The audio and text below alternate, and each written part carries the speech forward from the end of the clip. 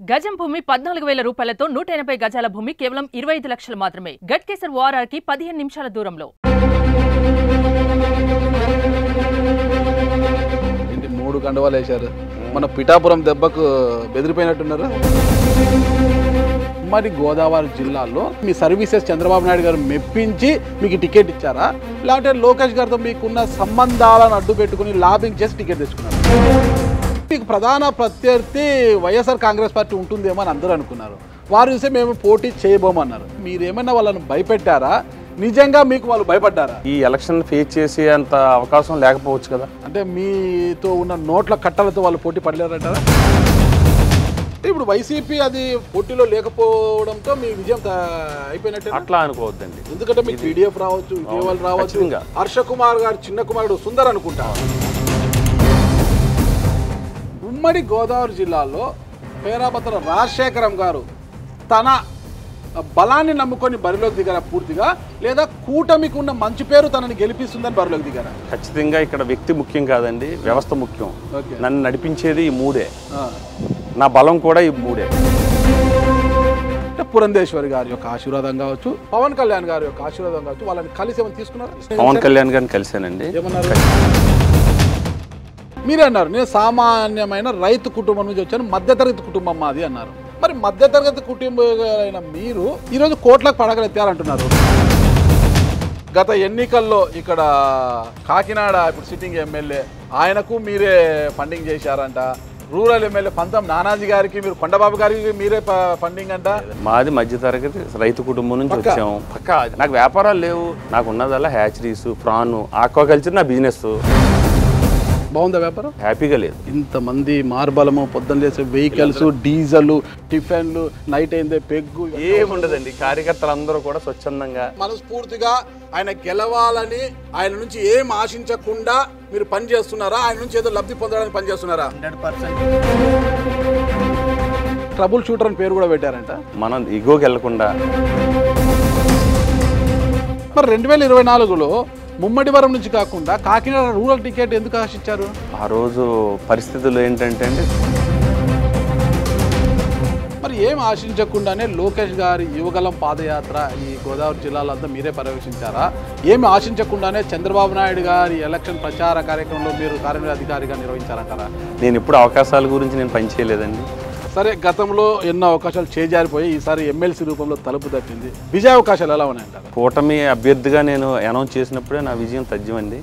ఎందుకంటే ఈ రాష్ట్రాన్ని కుక్కలు చించిన విస్తరలా చేశాడు జగన్మోహన్ రెడ్డి. ఒక సంక్షేమం అన్న ముసుగులో ఈ రాష్ట్రాన్ని మేము 2001-2లో నేను జార్ఖండ్ వెళ్ళామని. అక్కడ వాళ్ళు అన్నారు, మీరు ఎక్కడంటే ఆంధ్రప్రదేశ్ అంటే వాళ్ళు ఒకటే అన్నారండి. ఒక్క సంవత్సరం అలాంటి సీఎం మాకు కావాలని అడిగారు.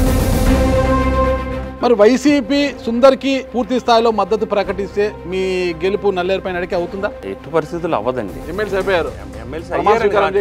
పేరాపత్తుల రాజశేఖరం నేను పిఎఫ్ అమౌంట్ ఎక్కడ పోయింది? మా ఖాతాలలో జమ కాలేదు, మా డబ్బులు మాకు ఇప్పించండి. పెండింగ్ ఉన్నాయి, పెండింగ్ ఉన్నాయి, ఇవన్నీ మాకు ఇప్పించండి మహాప్రభు అంటున్నారు. ఆ సమస్యల మీద మీరు మండలిలో మాట్లాడగలరా? కూటమి అభ్యర్థిగా, కూటమి ఎమ్మెల్సీగా మాట్లాడగలరా? మాట్లాడేంత దమ్ము ఉంటుందా? మంత్రులు కావచ్చు, ఎమ్మెల్యేలు కావచ్చు, వాళ్ళందరూ కూడా మీతో సఖ్యతగా ఉంటూ నిజంగా మీ విజయం కోసము తాపత్రపడుతున్నారా? ఈ రోజు నేను నెగ్గుతానని నేను ధైర్యంగా చెప్తున్నానంటే వారే. రూరల్ ఎమ్మెల్యే పంతం నానాజీ గారు అంతగా ప్రయత్నించడం లేదు, ఎప్పటికైనా నాకు రిటర్న్ కాబోతాడు. ఇప్పుడు ఎమ్మెల్సీ అయితే 2029లో ఎమ్మెల్యే టికెట్ ఆశించడం.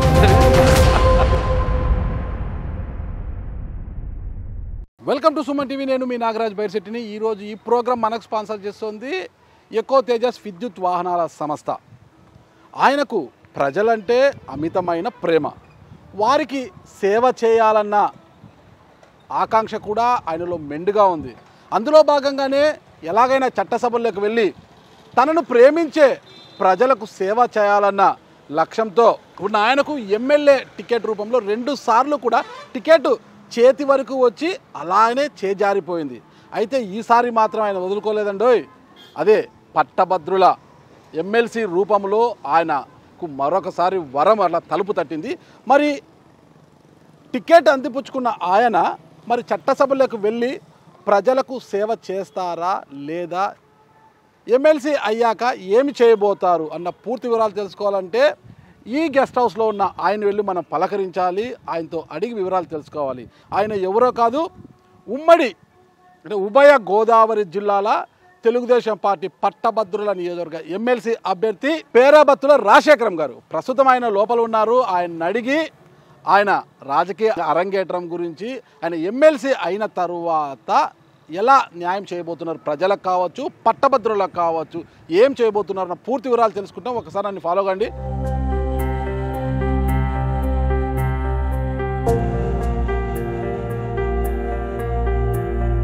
అన్న నమస్తే. నమస్కారం నాగరాజు గారు, కాకినాడకు స్వాగతం. మీ గురించి వెయిటింగ్. థ్యాంక్ యూ అన్న. ఏంటి 3 కండువాలు వేశారు? మన పిఠాపురం దెబ్బకు బెదిరిపోయినట్టున్నారు. లేదండి, ఆ రోజు కూడా 3 కండువాలు ఉన్నాయి. మరి ఎందుకు ఇష్యూ అయింది మరి ఆ రోజు?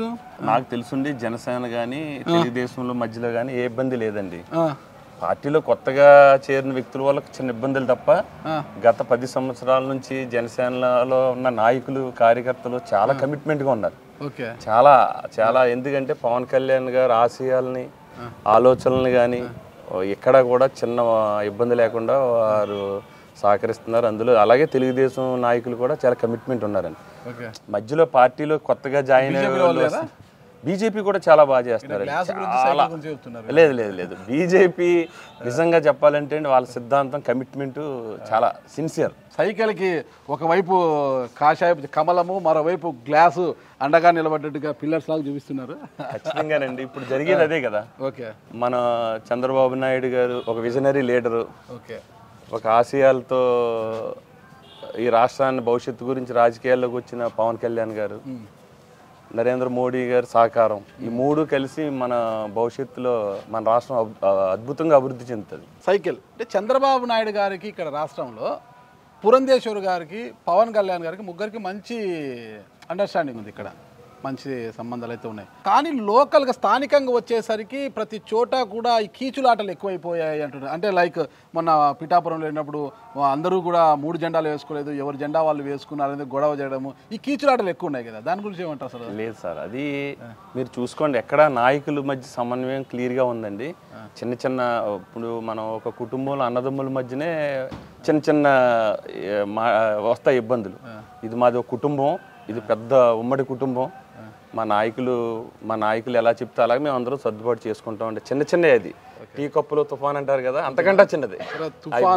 తుఫాన్ ఎప్పుడు తీరం దాడుతుంది అది మళ్ళీ చూద్దాం. మనం ముఖ్యమైన ఘట్టంలోకి మనం వస్తాము. ఇప్పుడు పట్టభద్రుల ఎమ్మెల్సీ నియోజకవర్గానికి సంబంధించి ఎన్నికలు జరగబోతున్నాయి కదా. ఉమ్మడి పాగో తూర్పుగోదావరి జిల్లా, పశ్చిమ గోదావరి, ఉమ్మడి గోదావరి జిల్లాలో ఈ ఎమ్మెల్సీ పట్టభద్రుల నియోజకవర్గ ఎమ్మెల్సీ టికెట్ చాలామంది ఆశించారు, కూటమి నుంచి చాలామంది ఆశించారు. కానీ మీకే ఈ టికెట్ దక్కడానికి అంటే చంద్రబాబు నాయుడు గారిని మీరు మెప్పించి తెచ్చుకున్నారంటే, మీ సర్వీసెస్ చంద్రబాబు నాయుడు గారు మెప్పించి మీకు టికెట్ ఇచ్చారా, లేదంటే లోకేష్ గారితో మీకున్న సంబంధాలను అడ్డు పెట్టుకుని లాబింగ్ చేసి టికెట్ తెచ్చుకున్నారా? లేదు, లాబింగ్ కాదండి. నేను 2001 నుంచి స్వర్గీయ లోక్సభ స్పీకర్ జిఎంసి బాలయ్య గారు అనుచరులుగా మేము పనిచేసామండి, ఒక సామాన్య కార్యకర్తగా. అప్పటి నుంచి ఇప్పటి వరకు కూడా పార్టీ ఏ లైన్ ఇస్తే ఆ లైనే చేసామండి. పదవుల గురించి ఏ రోజు నేను ఆశించలేదు. చాలా అవకాశాలు వచ్చినాయి, అవకాశాలు చేజారినాయి కూడా. అయినా నేను ఎప్పుడు మా నాయకుడు చంద్రబాబు నాయుడు గారు ఒక నాయకత్వంలో పనిచేయాలనేది ఒక ఏకైక కారణం. ఏ పక్క చూపు చూడలేదు. ఖచ్చితంగా పార్టీ అధికారంలో ఉన్న ప్రతిపక్షంలో ఉన్న పార్టీ ఏ సిద్ధాంతాలతో మమ్మల్ని నడిపించిందో ఆ సిద్ధాంతాలకు కట్టుబడి మేము పనిచేసామండి. అదే ఒక చంద్రబాబు నాయుడు గారి దృష్టిలో పడి నా కమిట్మెంట్ కానీ నా యొక్క నిస్వార్థంగా చేయటాన్ని చూసి నాకు ఈ అవకాశం ఇచ్చారు. సరే, 3 పార్టీలలో కూడా మీలాగా కమిట్మెంట్తో పనిచేసిన వారు ఉంటారు. 3 జెండాలు ఉన్నాయంట, 3 జెండాలు కలిపి ఉన్నాయి, కూటమిగా ఉంది. కానీ ఇక్కడ పసుపు జెండా నీడన ఉన్న మీకే ఎందుకు వచ్చింది ఆ టికెట్ వాళ్ళకి కాకుండా? ఏంట మతలబ్ ఏంటనేది ఎవరికి అర్థం కావడం లేదు. లేదండి, మనం చూసుకుంటే ఇప్పుడు ఈ 2 జిల్లాల్లో జనసేనకి పదవులు వచ్చినాయి, బీజేపీకి ఇచ్చారు. వారి రేషియోలో ఖచ్చితంగా అందరికీ పదవులు వస్తాయండి. ఎందుకంటే ఈస్ట్ వెస్ట్ గ్రాడ్యుయేట్స్ ఎమ్మెల్సీ అనేటప్పటికీ ఇక్కడ ఎక్కువ గ్రాడ్యుయేట్స్ కూడా ఉండడం జరిగింది. కాబట్టి కొంచెం నేను ఉత్సాహంగా కొంచెం యువతకి ప్రాధాన్యత ఇవ్వాలన్న ఉద్దేశంతో చంద్రబాబు నాయుడు గారు, పవన్ కళ్యాణ్ గారు, పురంధేశ్వరి గారు ముగ్గురికి కూడా నేను ధన్యవాదాలు తెలుపుకుంటున్నాను. కూటమి అభ్యర్థిగా నేను ప్రకటించినందుకని. ఓకే, సరే, కూటమి అభ్యర్థిగా మిమ్మల్ని ప్రకటించారు, అది సంతోషమే. కానీ మీకు ప్రధాన ప్రత్యర్థి వైఎస్ఆర్ కాంగ్రెస్ పార్టీ ఉంటుందేమో అని అందరూ అనుకున్నారు. వారు చూస్తే మేము పోటీ చేయబోమన్నారు. వారు పోటీ చేయబోమంటే అర్థం కావడం లేదు. మీరేమైనా వాళ్ళని భయపెట్టారా? నిజంగా మీకు వాళ్ళు భయపడ్డారా? భయపెట్టడం అనేది ప్రజాస్వామ్యంలో ఎవరి వల్ల అవ్వదు. అవునా? అసలు భయపట్టడం ప్రజాస్వామ్యంలో మనం ఉన్నామండి, రాజరికంలో లేము మనం. ప్రజాస్వామ్యం అంటే ప్రజలే ప్రభువులు, ప్రజలే అంతిమ తీర్పు నిర్ణేతలు. ఇక్కడ ఎవరిని భయపెట్టేది కాదు. వైసీపీ నాయకత్వం మరి గెలవలేనని ఉద్దేశమో లేకపోతే వేరే వాళ్ళకి సరైన నాయకత్వం లేకనో పోటీలో లేదు. కానండి భయపెట్టడం అనేది ఏం లేదు. గెలవలేమేమో అనే ఒక అభద్రతా భావం ఉండవచ్చును కాక, ఎందుకంటే వాళ్ళ అధికారంలో లేదు. సరైన నాయకత్వం లేదు అని ఎలా చెప్తారు? మీరు ఇంతమంది ఉన్నారు కదా ఉభయ గోదావరి జిల్లాలో వాళ్ళకు. ఓకే, ఉన్నారండి, లేండి అంటే అట్లా అని కాదండి. ఈ ఎలక్షన్ ఫేస్ చేసే అంత అవకాశం లేకపోవచ్చు కదా. అంటే మీతో ఉన్న నోట్ల కట్టలతో వాళ్ళు పోటీ పడలేరంటారా? నేను ఒక సామాన్య రైతు కుటుంబం నాదండి. నేను మధ్యతరగతి ఫ్యామిలీ. నేను ఎప్పుడు కూడా రాజకీయాల్లో డబ్బే ప్రభావితం చేస్తుందని నమ్మే వ్యక్తిని కాదు నేను. మన యొక్క నిబద్ధత, ప్రజల సమస్యలు పరిష్కారం చేసే ఒక ఆశయం, ఇవన్నీ ఉంటే ఏ నాయకుడైనా మీరు ఒకటి చూసుకోండి. గతంలో జిఎంసి బాలయోగ్ గారు ఈ ప్రాంతం నుంచి లోక్సభ స్పీకర్ అయ్యారు. ఆయన చాలా చిన్న దళిత సామాజిక వర్గాల వ్యక్తి. తెలుగుదేశం పార్టీలో డబ్బుకు ప్రాధాన్యత ఉండదండి. ఎప్పుడు కూడా కమిట్మెంటు, ప్రజా సమస్యల మీద పోరాటం, పరిష్కారం, ఇవన్నీ ఉన్న కమిట్మెంట్ ఉన్న వ్యక్తులకు ఎప్పుడు అవకాశాలు వస్తాయి. గతంలో మీరు జెడ్పీటీసీగా పోటీ చేసిన సమయంలోనే ₹1 కోటి పైగా ఖర్చు చేశారు అనేది అయితే మీ పైన ఒక ఆరోపణ ఉంది. ఇప్పుడు అప్పుడే కోటి చేశారంటే ఇప్పుడున్న ఖర్చులకు, పెరిగిన ఖర్చులకు తోడు అది కూడా పట్టభద్రుల నియోజకవర్గం ఉభయ గోదావరి జిల్లాలంటే ఎన్ని కోట్లు ఖర్చు పెట్టబోతున్నారు? అది రాంగ్. ఖచ్చితంగా నేను ఆ రోజు జెడ్పీటీసీగా పోటీ చేసేటప్పుడు జెడ్పీ చైర్మన్ అవకాశం గురించి మేము చేసాం. ఇప్పుడు మేము అధికారంలో కూడా లేము ఆ రోజునండి. అదేం కాదు. ఇప్పుడు మీరు ఇంకోటి పట్టభద్రుల గురించి అన్నారు. పట్టభద్రులు అన్నది మనం ఈ సమాజంలో బాధ్యత గల వ్యక్తులు వాళ్ళు.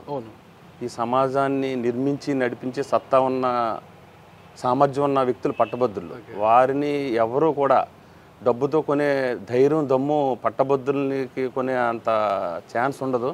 డబ్బు అనేది ఈ ఎలక్షన్లో ప్రభావితం చేయదనేది నా ప్రధాన నమ్మకం. పట్టభద్రులే కాదండి, ప్రజలు కూడా డబ్బులు తీసుకోరు.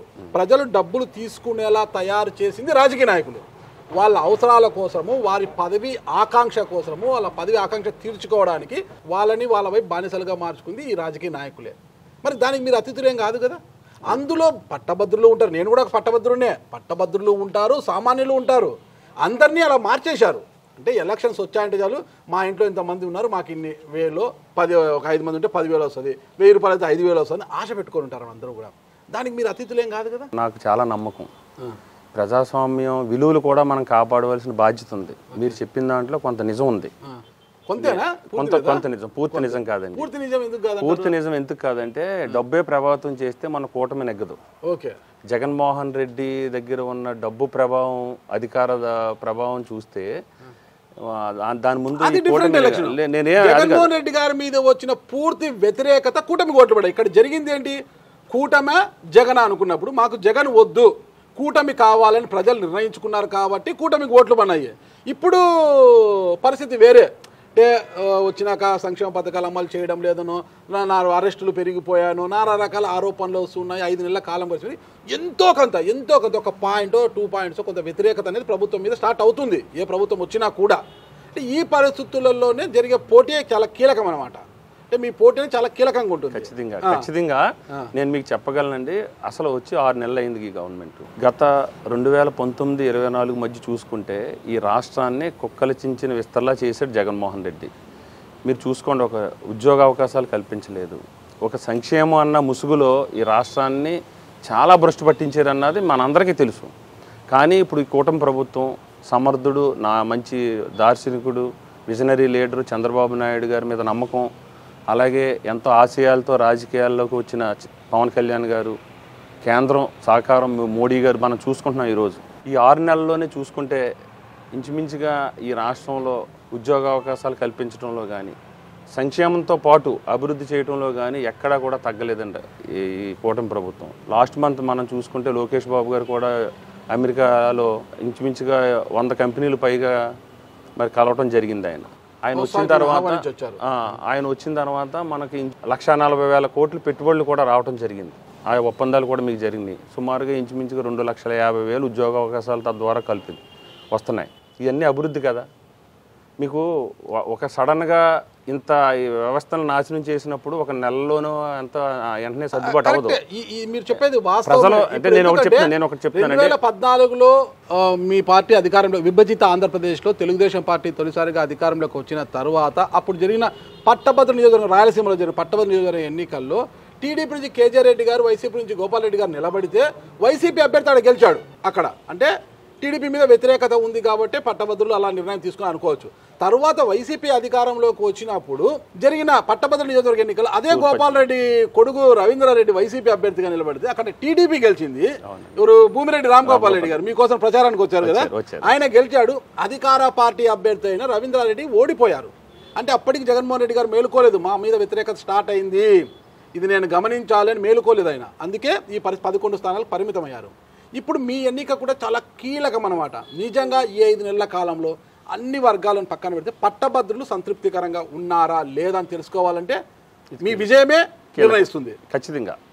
ఖచ్చితంగా మా విజయం తథ్యమండి. ఎందుకంటే కూటమి ప్రభుత్వం చాలా బలంగా ప్రజల ఆకాంక్షలకి వాళ్ళ ఆశయాలకు అనుగుణంగా పనిచేస్తుంది. ఇప్పుడు వైసీపీ అది మనకు ఇక్కడ పోటీలో లేకపోవడంతో మీ విజయం అయిపోయినట్టు అట్లా అనుకోవద్దండి. ఎందుకంటే మీకు పీడిఎఫ్ రావచ్చు, విజయవాడ రావచ్చు. హర్ష కుమార్ గారు చిన్న కుమారుడు సుందర్ అనుకుంటా, సుందర్ పోటీలో ఉన్నాడు. ఆమె కాకినాడ మాజీ మేయర్ సరోజ గారు ఇండిపెండెంట్ అభ్యర్థిగా వేస్తున్నారు. ఇంతమంది పోటీలో ఉన్నారు కదా. ఉన్నారు. మరి మీ విజయం తథ్యమని ఎలా చెప్తారు మీరు? నేను అనేది ప్రజలు ఏదైతే ఈ పట్టభద్రులు కాన్స్టిట్యున్సీ స్పెసిఫిక్గా ఈ 34 నియోజకవర్గాల్లో ఉన్నారో ఈ మేధావులు పట్టభద్రులు ఎవరైతే ఉన్నారో వాళ్ళందరూ కూడా ఈ కూటమిని బలపరుస్తున్నారు. ఎందుకంటే ఈ రాష్ట్రం అభివృద్ధి చెందాలంటే ఈ నాయకత్వం కావాలి. చంద్రబాబు నాయుడు గారు కూటమి ప్రభుత్వం ముందుకు తీసుకెళ్లాలనేది ఇంకా బలంగా నమ్ముతున్నారు. ఆ విధంగా కూడా మేము పనిచేస్తున్నాం. మేము చేసే అభివృద్ధి కూడా మీరు చూసుకోండి. వచ్చిన తొలి సంతకమే డిఎస్సీ మీద సంతకం పెట్టారు చంద్రబాబు నాయుడు గారు. ఆ రోజు మాట ఇచ్చారు. మనం ఈ 5 సంవత్సరాల్లో 20 లక్షల ఉద్యోగాలు కల్పిస్తామని మేనిఫెస్టోలో పెట్టడం కూడా జరిగింది. తన అనుగుణంగానే ఈ మధ్యకాలంలోనే మన ఈ ఒప్పందాల ద్వారా 2,50,000 నుంచి 3 లక్షల ఉద్యోగాల కల్పన కూడా జరుగుతుంది. ఒక పక్క పరిశ్రమలు, మీరు పరిశ్రమలు చూసుకోండి. గతంలో జగన్మోహన్ రెడ్డి గారి ప్రభుత్వంలో వచ్చే పరిశ్రమల కంటే పోయే పరిశ్రమలు ఎక్కువ ఈ రాష్ట్రాన్ని వదిలి. కానీ ఇప్పుడు మనం చూసుకుంటే మళ్ళీ పెద్ద ఎత్తున మన భారతదేశంలోకి నుంచే కాకుండా ఇతర దేశాల నుంచి కూడా ఈ రాష్ట్రంలో పెట్టుబడులు పెట్టడానికి ముందుకు వస్తున్నారు. అంటే ఈ ప్రభుత్వం మీద, ఈ కూటమి ప్రభుత్వం మీద ఉన్న ఒక నమ్మకం, ఇక్కడ పరిశ్రమలు స్థాపిస్తే వాళ్ళకు భరోసా, ఇవన్నీ చూసుకుంటే పెద్ద ఎత్తున ఉద్యోగ అవకాశాలు కూడా రావడానికి అవకాశం ఉంది. ఖచ్చితంగా ఏదైతే నిరుద్యోగులు ఉన్నారో వాళ్ళందరూ కూడా, పట్టభద్రులు ఉన్నారో వాళ్ళందరూ ఈ కూటమి ప్రభుత్వాన్ని సంపూర్ణ మద్దతు ఉంటుంది. ఈ కూటమి మళ్ళీ రాబోయే 20 సంవత్సరాలు కూడా ఇదే కూటమి ప్రభుత్వం ఉంటుందని నాకు ప్రగాఢ విశ్వాసం. ఉమ్మడి గోదావరి జిల్లాలో పేరాబత్తుల రాజశేఖరం గారు తన బలాన్ని నమ్ముకొని బరిలోకి దిగారా పూర్తిగా, లేదా కూటమికి ఉన్న మంచి పేరు తనని గెలిపిస్తుందని బరిలోకి దిగారా? ఖచ్చితంగా ఇక్కడ వ్యక్తి ముఖ్యం కాదండి, వ్యవస్థ ముఖ్యం. నన్ను నడిపించేది ఈ 3. నా బలం కూడా ఈ 3. బలం బలహీనత. ఇక్కడ పట్టభద్రుల నియోజకవర్గానికి వచ్చేసరికి వ్యక్తిని బట్టి ఓట్లు పడతాయి. ఇక్కడ వ్యక్తి యొక్క వ్యక్తిత్వాన్ని బట్టి ఇతను మంచి చేస్తాడా లేదా, ఏం చేస్తాడు, అతను మంచి వ్యక్తా కాదా, అతని క్యారెక్టర్ ఏంటి అనేది కూడా పట్టభద్రుడ విఘ్నులైన పట్టభద్రులు ఓట్లు వేసేది ఎన్నిక. వీళ్ళు వేసేటప్పుడు కొంత ఆలోచిస్తారు, వ్యక్తి యొక్క క్యారెక్టర్ గురించి కూడా ఆలోచించి వేస్తారు. అంటే మీకంటూ కొంత క్యారెక్టర్ ఉండాలి, బలం ఉండాలి. ఆ తర్వాత కూటమి యొక్క జెండాల ఓట్లు మీకు వస్తాయన్నమాట. దీంట్లో ఏది ఎక్కువ ఉంటుంది అంటారు? ఇక్కడ చిన్న పాయింట్, మీరు అదే లాజిక్.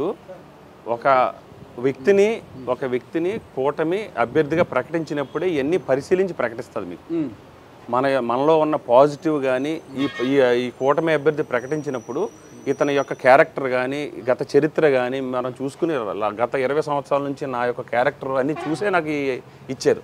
నేను ఎక్కడా కూడా అవినీతి కానీ, నాకు ఒక అవినీతి మచ్చ కానీ, ఎవరితోని గొడవ పట్టడం కానీ, ఎవరితోని నాకు శత్రుత్వం కానీ ఈ 2 జిల్లాల్లో ఎవరితోని లేదండి. ఒక చిన్న పాయింట్ అండి, మీరే అన్నారు నేను సామాన్యమైన రైతు కుటుంబం నుంచి వచ్చాను, మధ్యతరగతి కుటుంబం మాది అన్నారు. మరి మధ్యతరగతి కుటుంబం మీరు ఈరోజు కోట్లకు పడగలెత్తారంటున్నారు. రొయ్యల చెరువులు కావచ్చు, హెచరీస్ గోడవన్స్ కావచ్చు.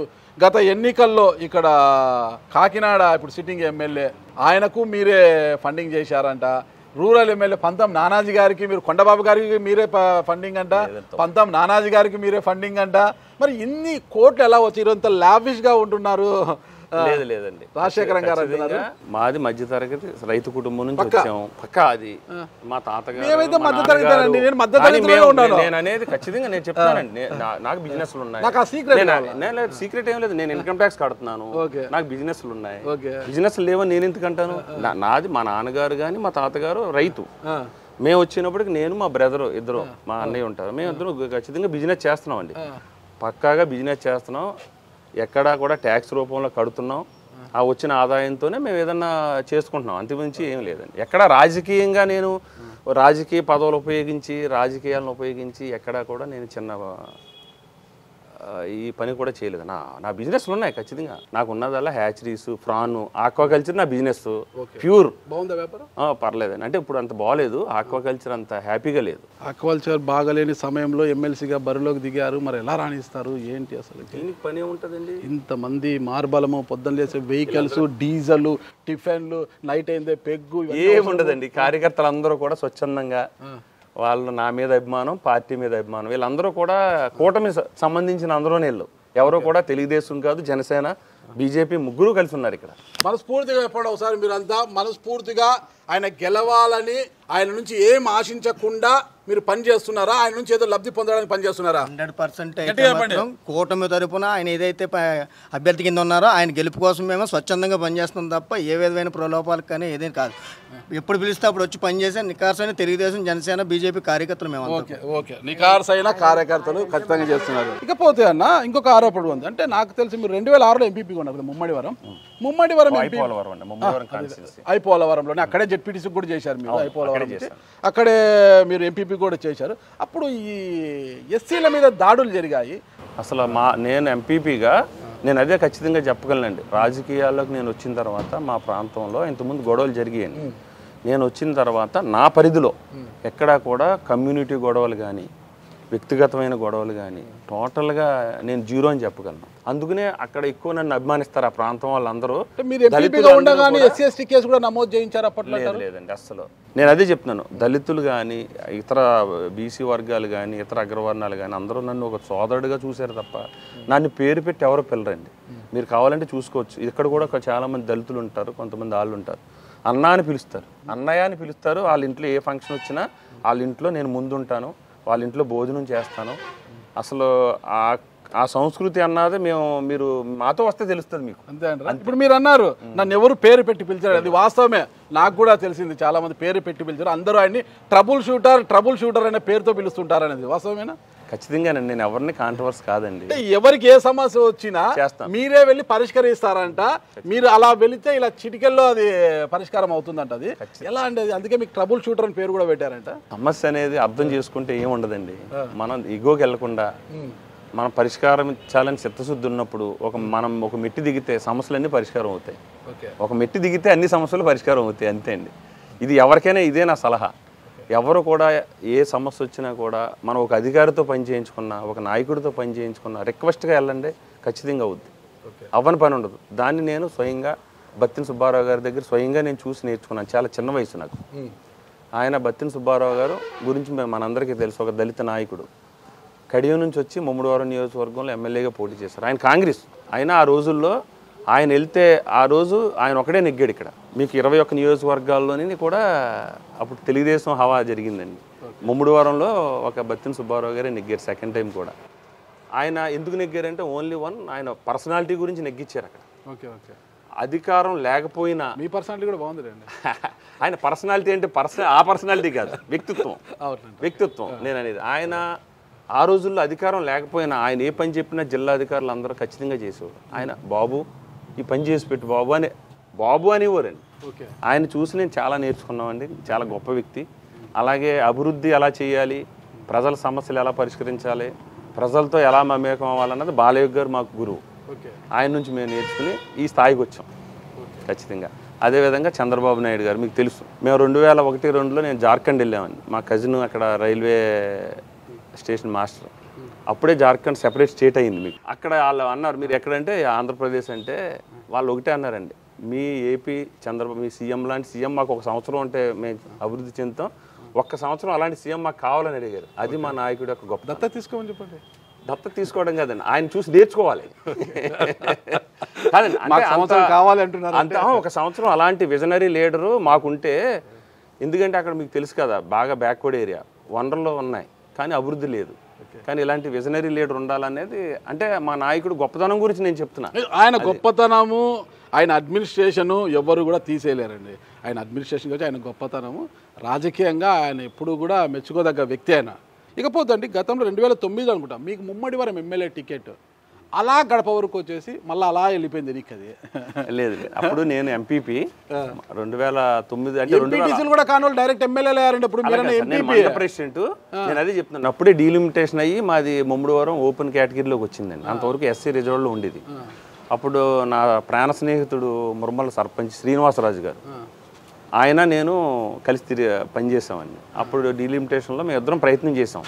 ప్రయత్నం ఎలా అంటే స్నేహితులుగా, ఎక్కువ నా ప్రయత్నం అంతా ఆయన గురించే. ఆయన నన్ను ఆ రోజు తోడు పెట్టుకున్నారు. ఎందుకంటే అప్పుడు ప్రజారాజ్యం పార్టీ రావటం ఎన్ని ఇబ్బందులు ఉన్నాయి, నువ్వు ఉంటే మన ఇద్దరం కలిసి పనిచేద్దాం, ఎవరికి టికెట్ వచ్చినా కలిసి పనిచేద్దాం అన్న కమిట్మెంట్తో ముందుకెళ్ళాం. ఆ విధంగానే ఆయనకి సీటు వచ్చింది. అంతే తప్ప అది ఆ రోజు నిజం వాస్తవమే, కానీ ఆ రోజు మేము ఎక్కువ శ్రీనివాసరాజుకే ప్రయత్నం చేసామండి. ఇప్పుడు ఎలక్షన్స్లో మీకు జెడ్పీ చైర్మన్గా కూడా 14లో మనకి లోకల్ బాడీ జరిగినాయండి. జెడ్పీ చైర్మన్గా నేను కూడా ఒక ప్రపోజల్ క్యాండిడేట్గా ఆ రోజు ఉన్నాం. ఓకే, మరి ఎందుకు అది కూడా, ఆ కుర్చీ కూడా అలా వెనక్కిపోయింది? మిమ్మల్ని కూర్చోబెట్టుకోవడానికి ఇష్టపడలేదు ఆ కుర్చీ? రాజకీయాల్లో అనుకున్నట్టు ఎప్పుడు జరగవు కదండి. ఓకే, పరిస్థితులు. ఆ రోజు నామన్ రాంబాబు గారు సీనియర్ లీడరు, నాకంట మోస్ట్ సీనియర్, ఆయన పార్టీలో సీనియర్. ఆ రోజు సీనియర్కి అవకాశం ఇవ్వాలి, నీకు ఇంకా వయసు ఉంది కాబట్టి నెక్స్ట్ ఛాన్స్ ఇస్తామని, అదే నెక్స్ట్లో చూద్దాం, ఎవరైనా తప్పదు కదండి. ఆ రోజు పార్టీ నిర్ణయానికి కట్టుబడి మనం పనిచేసాం. మరి 2024లో ముమ్మడివరం నుంచి కాకుండా కాకినాడ రూరల్ టికెట్ ఎందుకు ఆశించారు? ఆ రోజు పరిస్థితులు ఏంటంటే అండి, ముమ్మడివరం అనేది నేను ఎప్పుడు ఇంకా తర్వాత శ్రీనివాసరాజు తర్వాత ఆయన నాకు బాగా ప్రాణ స్నేహితుడు దాట్ల సుబ్బరాజు గారు. ఎప్పుడు అక్కడ ఆలోచనే నాకు లేదండి. స్నేహితుడా గురువా? స్నేహితుడండి, ప్రాణ స్నేహితుడు, గురువు కాదండి, స్నేహితుడే. ఆయనకు బినామీ అంటారు? లేదండి, ఆయన మా ఇద్దరం సమానం, ఒకే ఫీల్డ్ ఉన్నాం, ఆక్వాకల్చర్. ఆయనకు బినామీ, ఒకరికి ఆయన బినామీ కాదు, ఆయన ఒకరికి బినామీ ఉండరు. ఆయన చాలా ఫెయిర్గా ఉంటారండి, చాలా ఆనెస్టీ పొలిటీషియన్. అది కాదు చెప్పాల్సింది, మీరు ఒకరికి బినామీ కాదు, నా నుంచి నేను ఎవరికి బినామీగా ఉండను. ఆయన ఉండరు, ఆయనకి ఎవరికి అవసరం లేదు. ఓకే, నేను అనేది సుబ్బరాజు గారి గురించి. చాలా ప్రేమ అనుకుంటా సుబ్బరాజు గారు అంటే. ఖచ్చితంగానండి, ఆయన అంటే నిజంగా ఆయన గురించి చెప్పడం కన్నా ఆయన గురించి ఎక్కువ చెప్తున్నారు. లేదండి, అలాంటి మనిషి. పాలిటిక్స్ లో కొంచెం ఎదుటి వ్యక్తిని బాగా మెచ్చుకుంటున్నారంటే మీ మంచితనం గురించి ఆలోచించారు ఇక్కడ. అట్లే లేదండి, వాస్తవమే మాట్లాడదాం. కాకినాడ ఆ రోజు రూరల్ రావడానికి ఇక్కడ కొన్ని పరిస్థితులు, కొంచెం గ్యాప్ రావటం, పార్టీ ఆ రోజు మీకు తెలుసు ఆ రోజు పరిస్థితులు ఎలా ఉన్నాయో తెలుగుదేశం పార్టీ గురించి.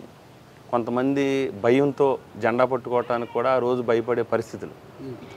ఆ రోజు మా నాయకుడు చంద్రబాబు నాయుడు గారు పిలుపు మేరకు ఇక్కడ కార్యక్రమాలు చేయమన్నారు తప్ప సీటు గురించి కూడా ఆ రోజు నేను ఎప్పుడు ఆశించలేదండి. ఇక్కడ చాలా సీనియర్ లీడర్స్ ఉన్నారు, 4 సార్లు పోటీ చేసే పిల్లి అనంతలక్ష్మి సత్యనారాయణమూర్తి గారు ఉన్నారు, ఇంకా చాలామంది, శ్రీనివాస బాబా కానీ, నూర్కుర్తి వెంకటేశ్వరరావు గారు, వాసిరెడ్డి యేసుదాసు, ఇలాంటి లీడర్స్ అందరూ మేము కలిసి పనిచేస్తాం. ఎలక్షన్ సమయంలో సీనియర్ జూనియర్ అనేది కాదు, కమిట్మెంట్ ఉన్న లీడర్ ఎవరిని ప్రజలు ఆదరిస్తారు అన్నదే ఉంటుంది తప్పితే సీనియరా జూనియర్ అనేది కాదు ఇక్కడ. మరి ఏం ఆశించకుండానే లోకేష్ గారి యువగలం పాదయాత్ర ఈ గోదావరి జిల్లాలంతా మీరే పర్యవేక్షించారా? ఏమి ఆశించకుండానే చంద్రబాబు నాయుడు గారి ఎలక్షన్ ప్రచార కార్యక్రమంలో మీరు కార్యనిర్వహణాధికారిగా నిర్వహించారంటారా? నిజంగానే మీరు చూసుకోండి, 2001 నుంచి కూడా చూస్తున్నాం కదా, చాలా అవకాశాలు వచ్చినట్టే వచ్చి చేజారిని అని మీరే చెప్తున్నారు. నేను ఎప్పుడు అవకాశాల గురించి నేను పనిచేయలేదండి. మా పార్టీ సిద్ధాంతం, పార్టీ లైను, మా నాయకుడు ఏ పిలిపిస్తే ఆ మేరకే పనిచేసాం. అది గుర్తించే నాకు ఈరోజు ఈ అవకాశం వచ్చింది. ఇది కూడా అక్కడ అవకాశాలు చేజారిపోయి కాబట్టి ఎన్నికల సమయంలో కూడా కాపులనంతా ఈ ప్రాంతంలో ఏకతాటిపైకి తీసుకువచ్చి కూటమి అభ్యర్థులకు ఓట్లు వేయించడములో చాలా ముఖ్య పాత్ర పోషించారు మీరు. కాబట్టే ఈరోజు ఈ ఎమ్మెల్సీ టికెట్ మీకు వచ్చింది అనుకోవచ్చా? అట్లా లేదండి, కూటమికి ఆ రోజు కమ్యూనిటీకి లేదండి. ఆ రోజు పవన్ కళ్యాణ్ గారు ఉన్నారు, చాలా అద్భుతమైన నాయకుడు.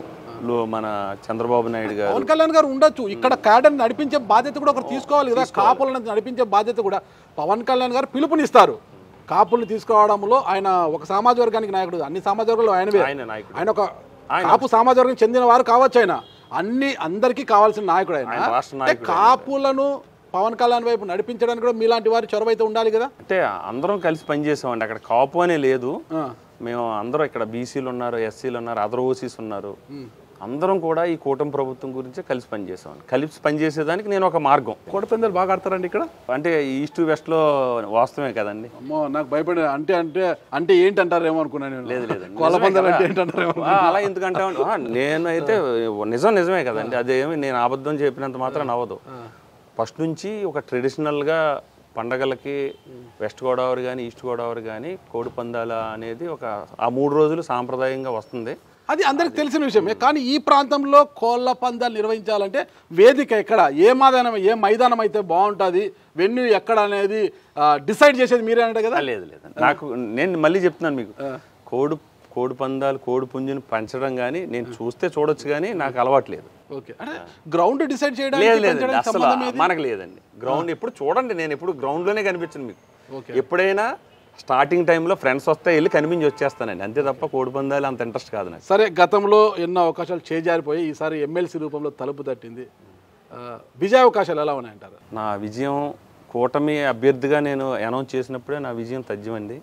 ఎందుకంటే ఈ 34 నియోజకవర్గంలో జనసేన, బీజేపీ, తెలుగుదేశం కూటమి నాయకులు, కార్యకర్తలు వారి స్థాయికి మించి నా విజయాన్ని కృషి చేస్తున్నారు. ఖచ్చితంగా ఈ విజయం మా కూటమి విజయంగానే నేను భావిస్తున్నాను. సార్, మీరు ఉన్నారు, హర్షకుమార్ చిన్నకుడు సుందర్ కూడా స్వతంత్ర అభ్యర్థిగా బరిలోకి దిగి ఎట్లా వైసీపీ పోటీ బరిలో లేదు కాబట్టి వైసీపీ మాకు మద్దతు ఇవ్వబోతోంది అని ప్రచారం చేసుకుని తిరుగుతున్నాడు కదా. అవ్వచ్చు, మరి ఆయన వ్యక్తిగతం కదండి, ఆయన పోటీ చేయొచ్చు. ప్రజాస్వామ్యంలో ఎవరైనా పోటీ చేయొచ్చు. అందులో వైసీపీ సుందర్కి పూర్తి స్థాయిలో మద్దతు ప్రకటిస్తే మీ గెలుపు నల్లేరుపై నడికి అవుతుందా, టఫ్ అవుతుందా? ఎట్టి పరిస్థితులు అవ్వదండి. ఎమ్మెల్సీ అయిపోయారు,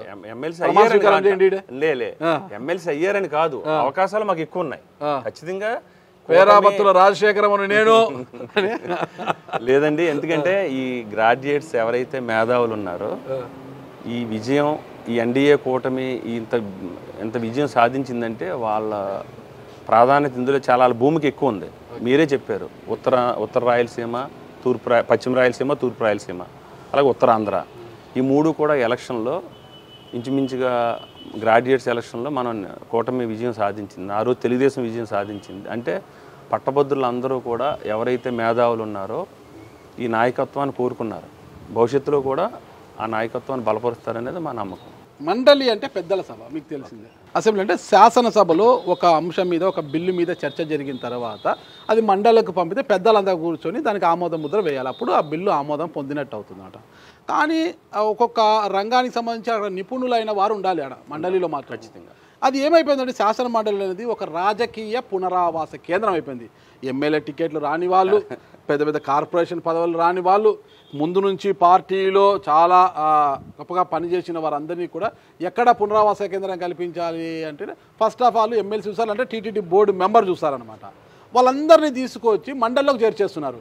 నిపుణులు ఒకరో ఇద్దరు తప్పితే పెద్దగా కనిపించారు అక్కడ. ఆ రంగాల మీద, ఆ సబ్జెక్టు మీద కూలంకషంగా మాట్లాడే నిపుణులు అలాంటి మండలిలోకి మీరు వెళ్ళబోతున్నారు. మరి మీ మార్క్ ఎలా చూపిస్తారు? అసలు మీకు ఎందులో అనుభవం ఉంది మాట్లాడడానికంటే? ఖచ్చితంగానండి, ఈ నిరుద్యోగ సమస్య మీద నాకు కొంత అవగాహన ఉంది. పశ్చిమ గోదావరి, తూర్పు గోదావరిలో ఎక్కువ గ్రాడ్యుయేట్స్ ఉన్నారు మనకి. మీరు నిరుద్యోగి కాదు కదా, వాళ్ళ మీద అవగాహన ఎలా ఉంది మీకు? నేను నిరుద్యోగి అంటే ఎలా కాదు అనుకుంటున్నారు మీరు? ఎందుకు ఉండకూడదు? ఉన్నాయి, రొయ్యల చెరువులు ఉన్నాయి, ఇంత పెద్ద ఇప్పుడు నేను వ్యాపారవేత్తనే, నేను ఉద్యోగ అవకాశాలు కల్పిస్తున్నాను కదండి నా స్థాయిలో. నేను కొంతమందికి ఉపాధి కల్పిస్తున్నాగా. నా దగ్గరికి చాలామంది, ఎందుకంటే మాకు హ్యాచరీస్లో సైన్స్, మనకి అగ్రికల్చర్ సైన్స్ స్టూడెంట్స్ అవసరం ఉంటారు. వాళ్ళకి మేము ల్యాక్స్ మీద శాలరీస్ ఇస్తాం. ఎందుకంటే టెక్నీషియన్ అని మన ఉంటారు. మా దగ్గర కూడా ఇంచుమించుగా టెక్నికల్ పీపుల్ ఒక 30-40 మెంబర్స్ ఉంటారండి. నాన్ టెక్నికల్ పీపుల్ 400-500 మంది పనిచేస్తున్నారు. అందరూ డిగ్రీ చదివిన వాళ్ళు ఉన్నారు, డిగ్రీ చదవకుండా ఉన్న వాళ్ళు ఉన్నారు, అందరూ ఉన్నారు. వాళ్ళ బాధలు, సమస్యలు మాకు తెలుసు. ఎందుకంటే ఒక స్టూడెంటు ఇంచుమించుగా 20-25 సంవత్సరాలు కష్టపడి చదివి ఆ వయసులో ఉద్యోగం రాకపోతే ఆ బాధ ఏంటన్నది మేము చూసాం. ఖచ్చితంగా ప్రతి చదువుకున్న విద్యార్థి కూడా నిరుద్యోగిగా ఉండకుండా చదువుకున్న కాలేజీలోనే క్యాంపస్ సెలక్షన్నే వారి నైపుణ్యానికి తగ్గట్టుగా చేయాలని మా యువ నాయకుడు లోకేష్ బాబు గారు చాలా గట్టిగా ప్రయత్నం చేస్తున్నారు. మనం చూసుకుంటే విద్యా వ్యవస్థ ఆయన విద్యాశాఖ మంత్రి విద్యా వ్యవస్థను పూర్తిగా మార్చి పటిష్టమైన విద్యా వ్యవస్థను తీసుకురావాలని, అలాగే స్కిల్ సెన్సర్స్ అనే ప్రోగ్రాం కూడా చేస్తున్నారు. ఇవాళ దేశంలో ఎక్కడా జరగట్లేదండి. ఇవాళ కొత్తగా మన రాష్ట్రంలో స్కిల్ సెన్సర్స్ అనే ప్రోగ్రాం స్టార్ట్ చేశారు. ఎందుకంటే ఎవరు ఏ నైపుణ్యంలో అర్హులై ఉన్నారో వాళ్ళందరికీ ఆ నైపుణ్యానికి తగ్గట్టుగా ఉద్యోగ అవకాశాలు కల్పించాలన్నదే లోకేష్ బాబు గారి ప్రయత్నం. రాబోయే రోజుల్లో ఖచ్చితంగా ఈ 2 జిల్లాల్లోనే కాదు, తెలుగు రాష్ట్రంలో ఆంధ్రప్రదేశ్లో నిరుద్యోగం అనేది ఉండకుండా చేయాలన్నదే మా నాయకుడి ప్రయత్నం. ఖచ్చితంగా దాన్ని చేస్తాం. మా ప్రయత్నం గోదావరి జిల్లాలో పట్టభద్రులంతా మీకు ఓట్లేసి మీరేం చేస్తారు? పట్టభద్రులు అంటే ఊరికే డిగ్రీలు చదువుకొని బయట ఉండేవాళ్ళు కాదు, ప్రభుత్వ ఉద్యోగస్తులు ఉంటారు, ప్రభుత్వ ఉపాధ్యాయులు ఉంటారు, అందరూ వీళ్ళంతా కలిపి ప్రైవేట్ స్కూల్స్ ఎంప్లాయీస్ అందరూ ఉంటారన్నమాట.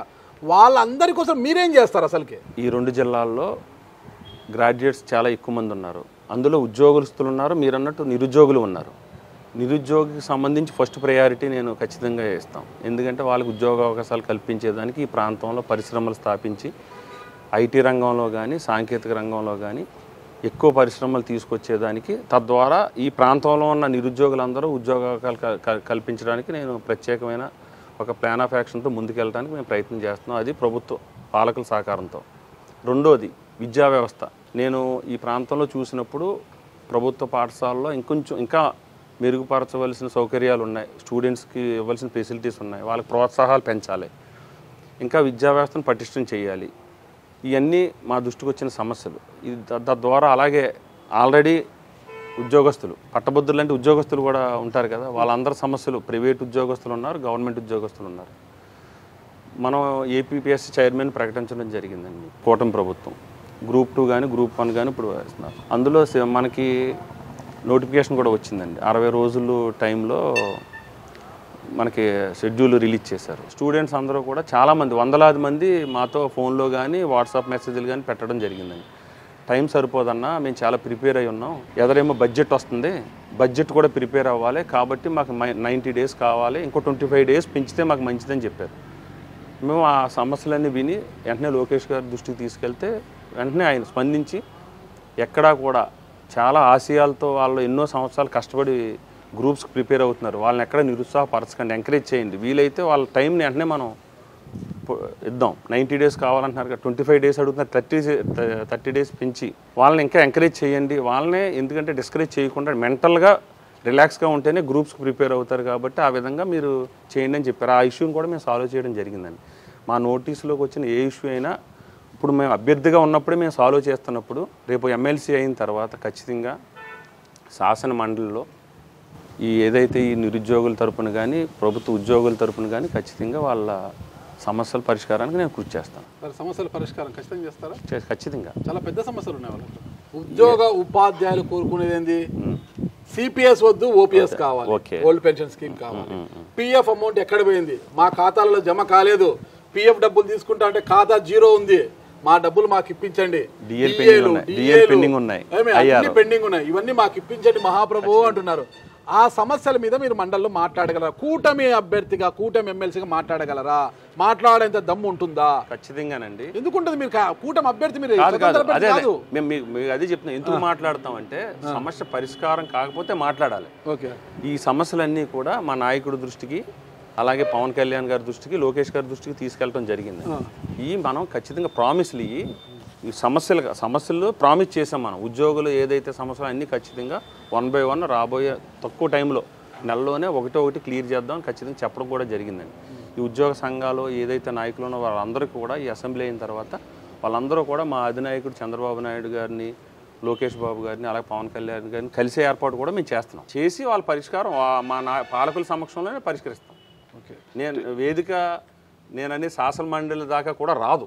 అంతేనా? అంతే. ఖచ్చితంగానండి. నేను చాలా గట్టిగా చెప్పగలను. రాజశేఖరం గారు ఎలా ఉంటారని త్వరలోనే తెలుస్తుంది కదా.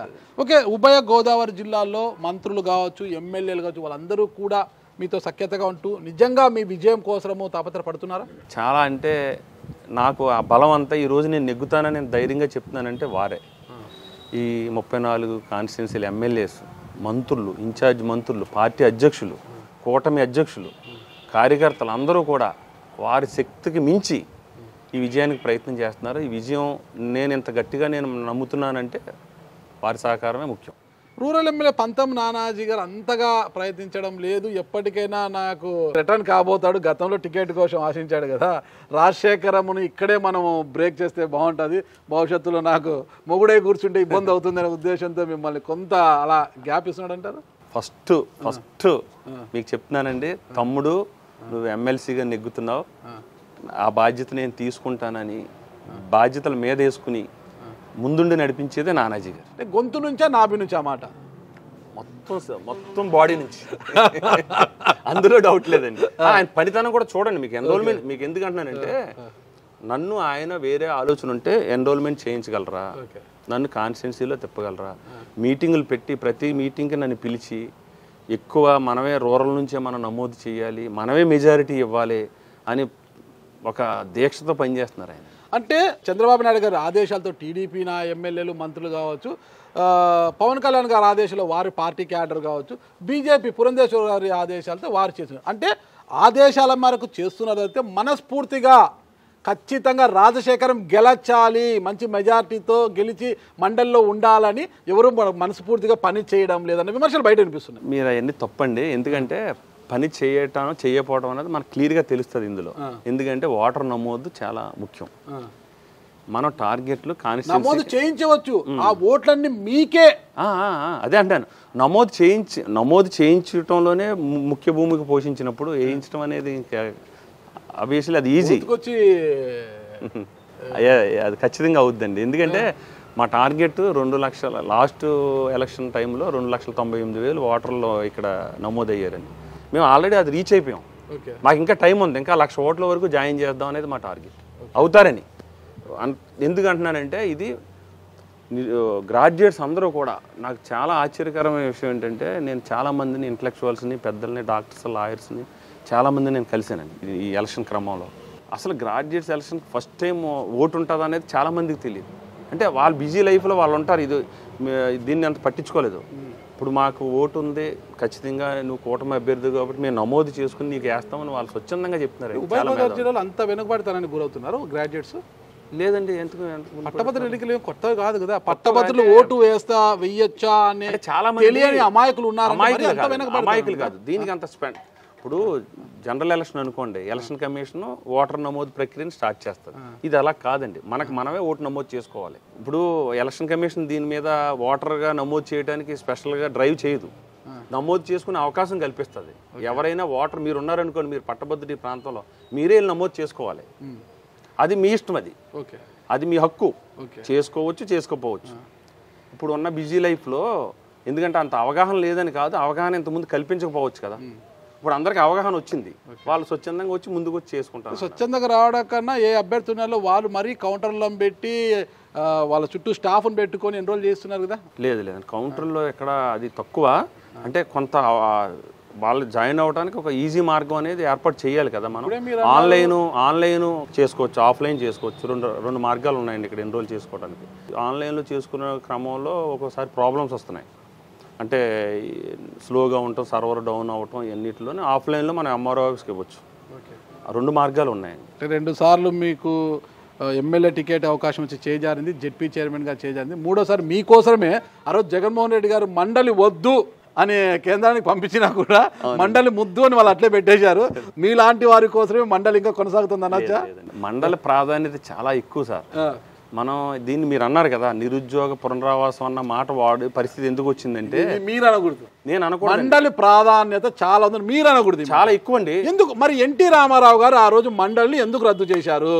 అప్పుడు రాజకీయ పరిస్థితులు, అప్పుడు ఉన్న పరిస్థితులు వేరు. కానీ దాని ప్రాధాన్యత గుర్తించిన తర్వాతే కదా చంద్రబాబు నాయుడు గారు మళ్ళీ స్టార్ట్ చేశారు. మీరు ఒకటి చూసుకోండి, మండలిలో 58 మంది సభ్యులు ఉంటారు మనకి. ఆ రేషియో కూడా మనం చూడొచ్చు. ఎమ్మెల్యేల నుంచి నామినేట్ అయిన వాళ్ళు 20 మంది ఉంటారండి.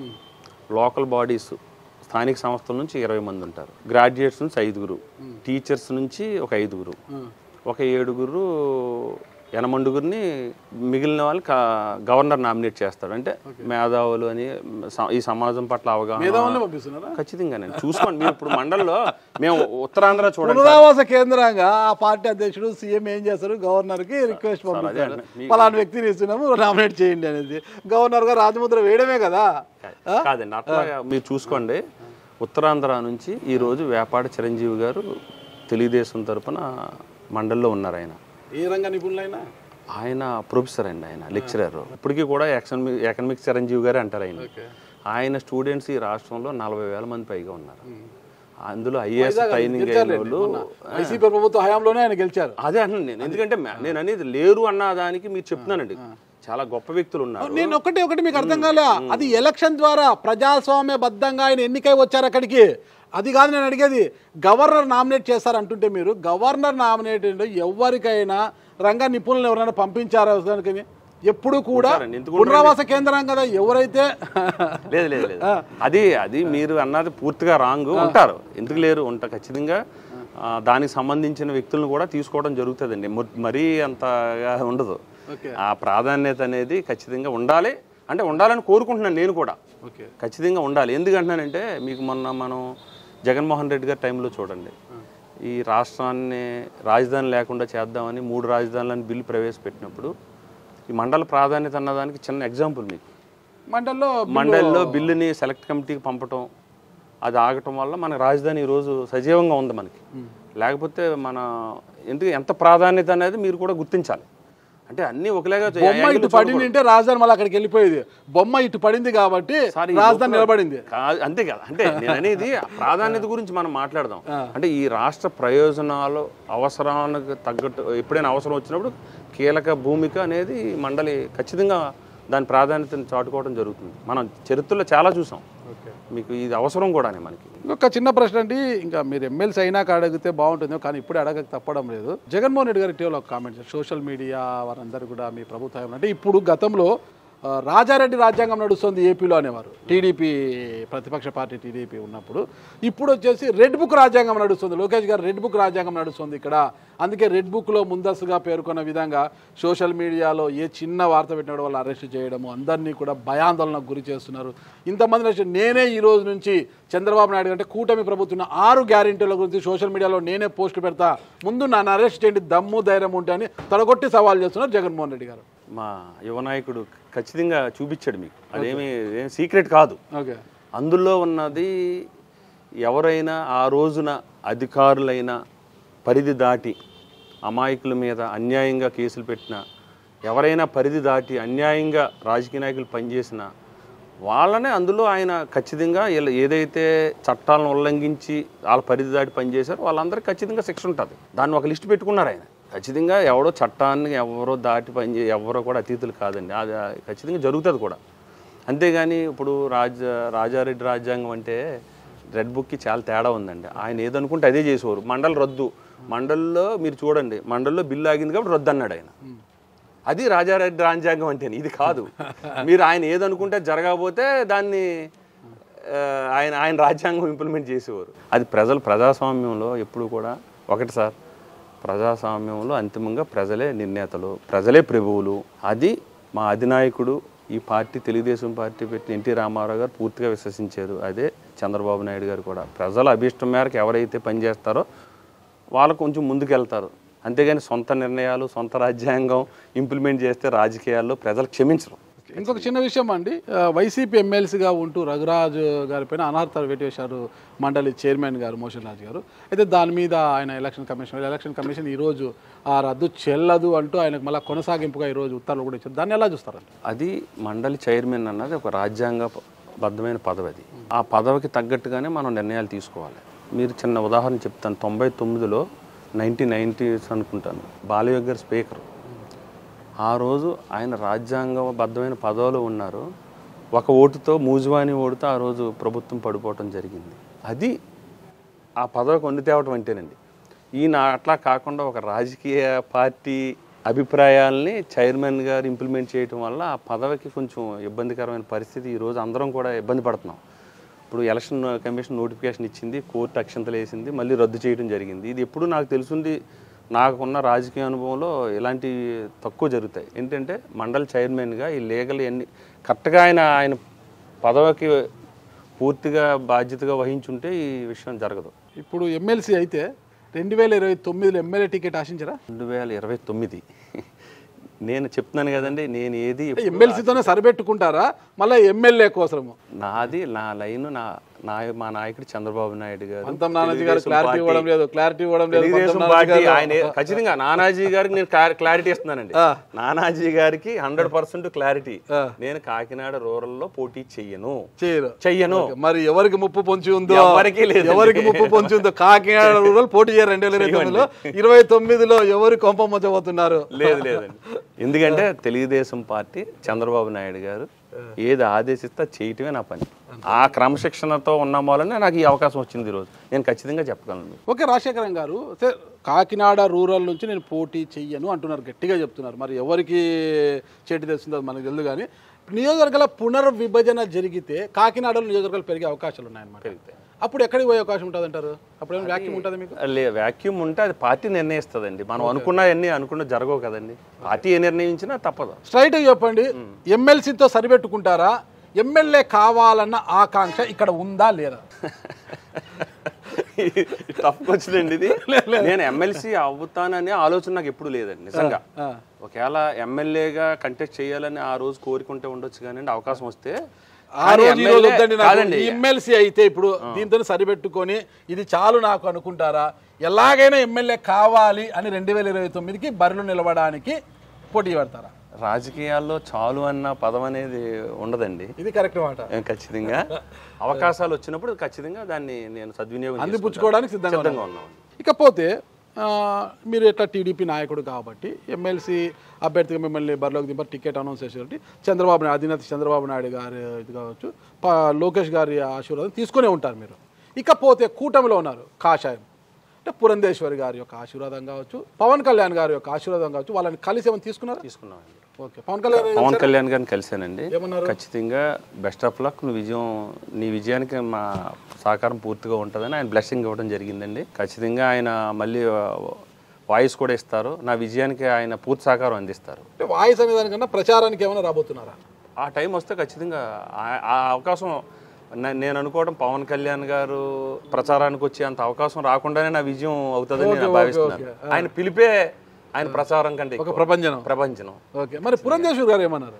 పురంధేశ్వర్ గారిని కూడా కలవటం జరిగిందండి. ఖచ్చితంగా బీజేపీ శ్రేణులు ఎక్కడున్నా ఆయన పిలిపివ్వటం కూడా జరిగింది. మీటింగ్ పెట్టి అందరూ కూడా కూటమి అభ్యర్థిని రాజశేఖర్ని బలపరచారని ఆవిడ కూడా వాళ్ళ కూటమి మొత్తం అందరికీ కూడా పిలిపివ్వడం జరిగింది. అదేవిధంగా బీజేపీ శ్రేణులు మొత్తం ఎన్రోల్మెంట్ విషయంలో కానీ ప్రచారంలో కానీ పూర్తిగా నిబద్ధ పనిచేస్తున్నారు.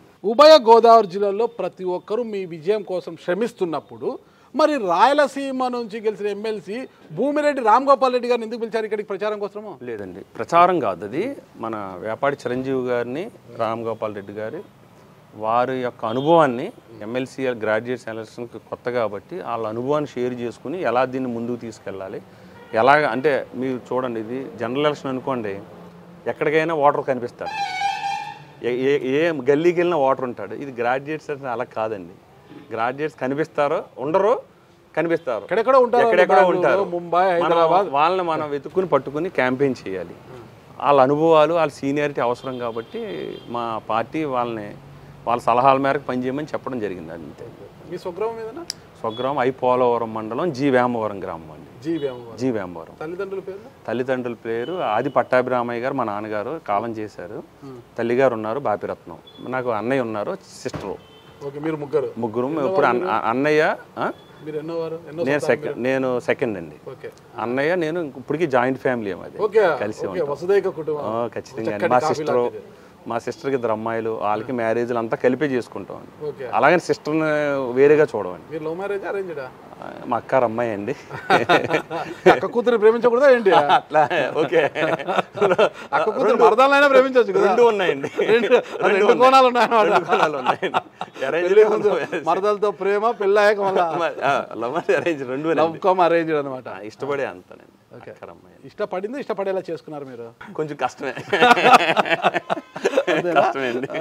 ఎంతమంది సంతానం మీకు? 2 అబ్బాయిలండి. 2 అబ్బాయిలు ఏం చేస్తున్నారు? 2 అబ్బాయిలు. అబ్బాయి BBA చదువుతున్నాడు పెద్దోడు, చిన్న అబ్బాయి ఇంటర్మీడియట్ అండి. మీరు ఎంతవరకు చదువుకున్నారు? నేను degree BA degree Kakinada okay.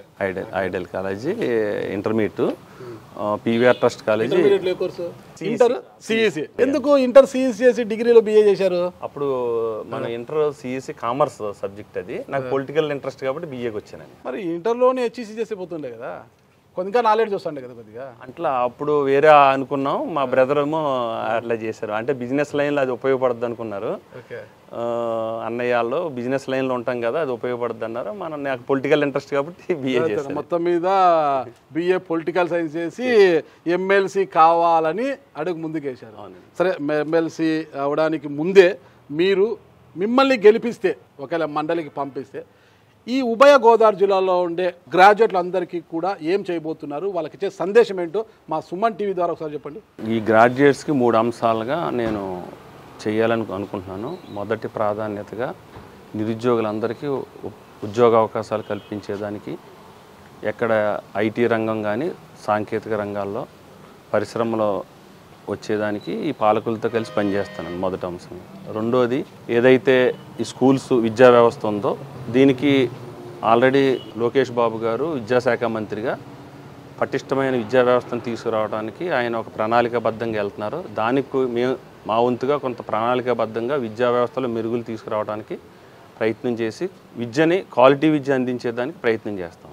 మూడోది, ఏదైతే ఈ పట్టభద్రుల సమస్యలు ఉన్నాయో వాటికి ఒక ఫోరం ఏర్పాటు చేసి ఒక వేదికని, వాళ్ళకి ఇంతవరకు పట్టభద్రులకి ఒక వేదిక అంటూ లేదు కాబట్టి వాళ్ళకి ఒక వేదికని ఏర్పాటు చేసి, ఒక ఫోరం ఏర్పాటు చేసి వాళ్ళ సమస్యల పరిష్కారానికి నేను ముందుండి దాన్ని తీసుకుంటాను. జరగబోయే పట్టభద్రుల నియోజకవర్గ MLC ఎన్నికల్లో పట్టభద్రుల ఓట్లు అయిపోతున్నారు కదా, ఇప్పుడు వాళ్ళ ఆశీర్వాదం మీకు అవసరం కూడా. మరి వారికి ఏమని పిలుపు ఇవ్వబోతున్నారు మీరు? ఉభయ గోదావరి జిల్లాల పట్టభద్రులందరికీ నమస్కారం. నేను మీ పేరాబత్తుల రాజశేఖరం, కూటమి బలపరిచిన MLC అభ్యర్థిగా మీ ముందుకు వస్తున్నాను. విజ్ఞులైన పట్టభద్రులందరూ కూడా ఓట్లు వేయించి గెలిపిస్తారని ప్రార్థిస్తున్నాను. ఓకే రాజశేఖరం గారు, అందరు రాజకీయ నాయకులు కాకోకుండా ఏదైతే ఈరోజు హామీలు ఇచ్చారో పట్టభద్రులకు, ఆ హామీలను మీరు MLC అయిన వెంటనే, అంటే మీకున్న పదవి ఆ పరిధిలోనే నెరవేర్చుకొని మళ్ళా ఒకసారి అది ఎమ్మెల్యే కావచ్చు, MLC కావచ్చు, ఏది పోటీ చేసినా ధైర్యంగా ప్రజల ముందుకు వెళ్ళేలా మీరు ముందుకు సాగాలని నేను కోరుకుంటున్నాను. విష్ గుడ్ లక్ అండి. Thank you. నమస్కారం. థ్యాంక్ యూ అండి. మీకు కూడా మీ వాల్యుబుల్ టైం మాకు ఇచ్చినందుకు. అయ్యో, మీ వాల్యుబుల్ టైం, ఇది ఎలక్షన్ సీజన్, మీరు బిజీగా ఉన్నారు, నాకు ఇది కూడా నాకు ఒక అవకాశం కదండి. ఓకే అండి, విష్ గుడ్ లక్ అండి. Thank you. ఉపయోగపడుతుంది. నా విజయానికి మీ సహకారం కూడా 100%. Thank you.